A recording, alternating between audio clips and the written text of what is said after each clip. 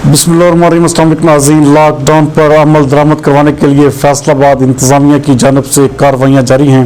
हमारे नुमाइंदा खसूसी इब्रार हुसैन के मुताबिक डिप्टी कमिश्नर मोहम्मद अली की हिदायत पर लॉकडाउन पर अमल दरामद के लिए कार्रवाइयों को मजीद तेज कर दिया गया है। इस हवाले से आज असिस्टेंट कमिश्नर अयूब बुखारी ने घंटा घर के अतराफ के बाजारों समेत शहर के मुख्तलिफ इलाकों का दौरा किया। असिस्टेंट कमिश्नर अयूब बुखारी ने खुले बाजारों को टाइमिंग खत्म होने पर फौरी तौर पर बंद करवा दिया, जबकि इस कार्रवाई के दौरान SOPs की खिलाफ वर्जी पर मुतअद्दिद दुकानों को सील भी किया गया। इस हवाले से बात करते हुए AC सिटी अयूब बुखारी का कहना था कि कोरोना के फैलाव के पेश नज़र SOPs की खिलाफ वर्जी हरगिज़ बर्दाश्त नहीं की जाएगी और बर वक्त दुकानें, मार्केटें, शॉपिंग मॉल बंद न करने वालों को सील कर दिया जाएगा।